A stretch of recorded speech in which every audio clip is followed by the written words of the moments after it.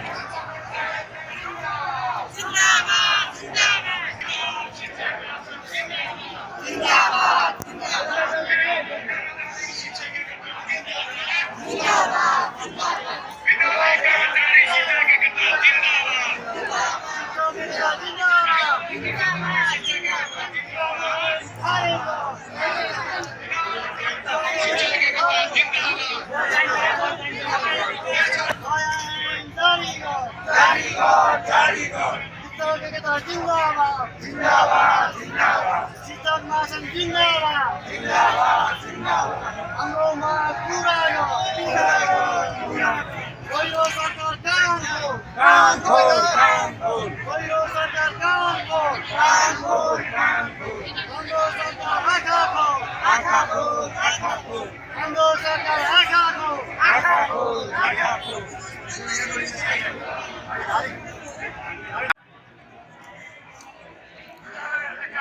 दर्शक महानुभाव यति बेला यो बिजुली बजारमा शिक्षक आन्दोलन तीव्र गतिमा बढिरहेको अवस्था देख्न सक्छौं र आज यहाँ निकै नै भिडभाड बढिरहेको छ र आज करिब 11-12 दिन भइसकेको छ। यति बेला यो सरकारले चाहिँ शिक्षकका जुन मागहरू थिए, जुन शिक्षक ऐन थियो त्यसलाई चाहिँ सम्बोधन नगरेको कारणले गर्दा यति बेला शिक्षकहरूले धेरै नै दुःख पाइरहनु भएको छ र यसरी लाखौंको संख्यामा चाहिँ रोडमा आएर यसरी आन्दोलन निरन्तर रूपमा गरिरहनु भएको छ। यतिखेर म तपाईहरुलाई केही दृश्यहरू देखाउन गइरहेको छु। सर नमस्कार। नमस्कार। हजुरको शुभ नाम? मेरो नाम बुद्धपन्थी। हजुर। धामी निरपेक्ष नगरपालिका वडा नम्बर 5 पतेनी आधुनिक विद्यालयमा पढाउँछु।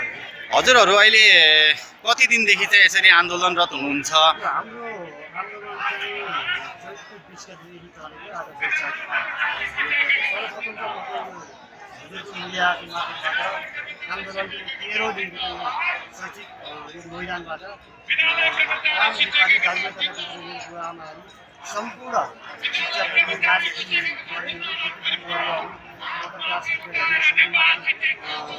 नयाँ वर्ष 2022 सालको हार्दिक हस् धन्यवाद सर हजुरलाई पनि।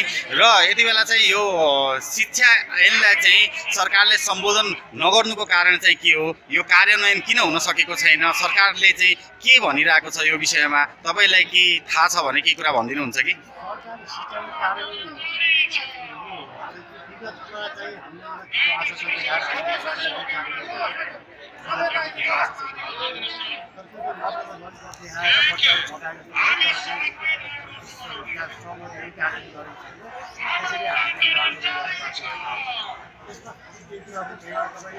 नेपालको संविधान 2010 धारा 47 मौलिक कार्यान्वयन जसमा के छ भने राज्यले सरकारले आवश्यकता परेको एक वर्षमा चाहिँ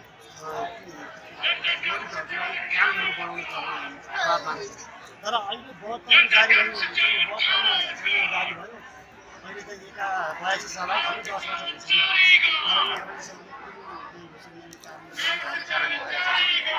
के छ भने राज्यमा पुरानो 28 सालको पञ्चायती शिक्षा ऐन पैसा त्यही चलिरहेको थियो। पुरानो शिक्षा ऐन लागू गर्ने अनि शिक्षा प्रणाली नयाँ ढङ्गबाट दिनुपर्छ। अनि यो तपाईको विचारमा चाहिँ यो अहिलेको नयाँ शिक्षा ऐन प्रणालीलाई चाहिँ लागू नगर्नुको कारण चाहिँ के रहेछ त? के हो जस्तो लाग्छ त? यो सरकारले के गर्न खोजिरहेको हो? के कुरा भनिदिनुस् त? सरकारले मलाई सरकारले संविधान वास्तवमा शिक्षकको माग के छ भने संविधानको रक्षा गर्ने कुरा हो हैन र हजुर। संविधानको रक्षा गर्ने शिक्षा प्रणालीमा सुधार गर्ने यो शिक्षा प्रणालीले नयाँ शिक्षा ऐन ल्याउने जसले गर्दा समग्र राज्यको शिक्षा क्षेत्रमा आमूल परिवर्तन हुन्छ। जब शिक्षा क्षेत्रमा आमूल परिवर्तन भयो सकारात्मक किसिमको प्रभाव पर्यो यहाँबाट हरेक क्षेत्रहरू सकारात्मक परिवर्तन हुन्छ। तर एउटा राज्यले बुझेको छ अहिलेको सरकारले यति मिलाइरहेको छ हजुर। सरकारले हामीले चाहिँ विकासबाट होइन यो बोलिनु छ यो सरकार काम खुलेकै छ यो बन्द चलाएर गरेकै छ यो अहिलेको सरकारको पनि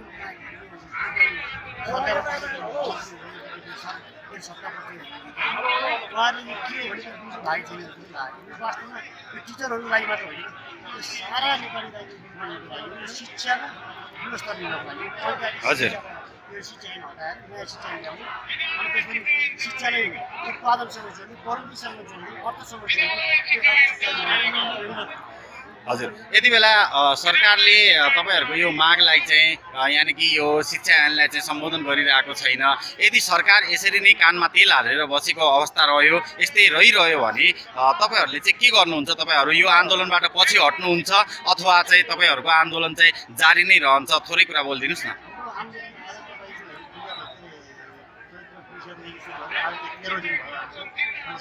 शिक्षकहरू बाहिर आउने क्रम पनि जारी छ। आन्दोलनको शिक्षक साथीहरूको उपस्थिति बढ्दो छ। हामी कहीँ दशैँको सहरमा गएर आज नयाँ वर्षको सहरमा मनाएको छ। हामी आन्दोलनको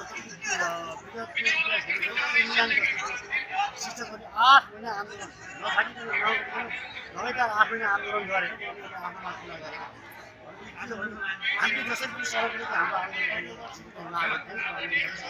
माग पुरा गर्छ। यदि छिटोभन्दा छिटो ल्याएन सरकारले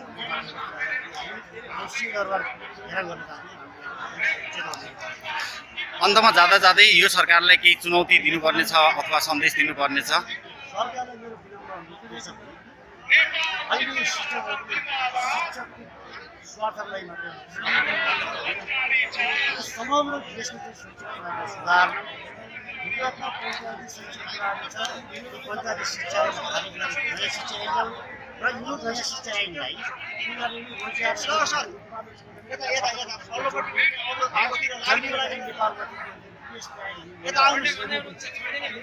शिक्षा उत्पादन क्वालिटी भइसकेको क्रम चाहिँ रुटिन छ। त्यही कारणले गर्दाखेरि सरकारले के बुझ्नु यो अहिले शिक्षाको संविधानको रक्षाको निमित्त मुलुकको रक्षाको निमित्त मुलुकको हितको निमित्त उहाँले कुनै व्यक्तिगत स्वार्थ छैन। यही भन्न चाहन्छु सरकारले छिटोभन्दा छिटो हाम्रो यो शिक्षक साथीहरूको मागहरू सम्बोधन गरेर यो मुलुकलाई नयाँ दिशातर्फ अगाडि बढाओ होइन शिक्षा क्षेत्रमा राम्रो परिवर्तन ल्याओ र अब नयाँ शिक्षक साथी सुरु लागेको छ परिवर्तन भन्न उनीहरूको सुरु भएको छ। त्यही कारणले नयाँ शिक्षक क्षेत्रको तुरुन्तै कार्यान्वयन गरोस्। हामीले के छ भने सरकारले तुरुन्तै नयाँ शिक्षा ऐन दियोस् र नयाँ वर्षको सरकारलाई पनि शुभकामना छ। विगतका भुलहरू विगतका कमजोरीहरूलाई सुधारोस् र नयाँ वर्षको नयाँ संस्कृति ल्याओस् र यो शिक्षक साथीहरू हामीलाई चाहिँ नयाँ ऐन दियोस् सरकारसँग जोडदार माग। हस् सर, जोडिनु भयो, धन्यवाद। सरको शुभ नाम? तपाईँको केही भनाइ छ, धारणा छ सरकारसँग चाहिँ तपाईँहरूले चाहिँ आफ्नो मागहरू राखेर हिँडिरहनु भएको छ, यसरी 10-12 दिनदेखि आन्दोलनमा हुनुहुन्छ निरन्तर रूपमा। यति बेला सरकारले यो शिक्षा ऐनलाई चाहिँ सम्बोधन नगर्नुको खास मुख्य कारण के हो जस्तो लाग्छ सर? सरकार अन्ध नै हुनुहुन्छ, गएर नै हुनुहुन्छ।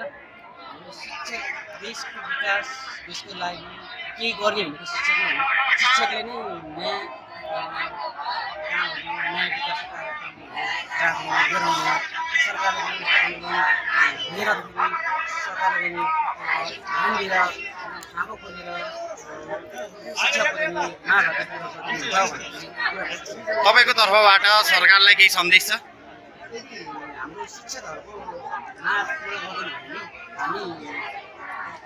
हाम्रो शरीर नै सडकमा नै त्याग्नु मागहरू पुरा गर्नु। हस् सर, जोडिनु भयो, धन्यवाद। दर्शकवृन्द, तपाईँहरूले हेरिसक्नुभयो। यति बेला हामीसँग चाहिँ धादिङ जिल्लाबाट शिक्षकहरू जोडिनु भएको थियो। उहाँहरूले चाहिँ सरकार समक्ष आफ्ना मागहरू चाहिँ राख्नु भएको छ र के कुरा गर्नुभएको छ भन्ने कुरा सबै तपाईँहरूले भिडियोमा देख्न सक्नुहुनेछ। मजाले हेरिदिनु होला र हाम्रो यस च्यानललाई तपाईँहरूले धेरैभन्दा धेरै माया गरिदिनु होला।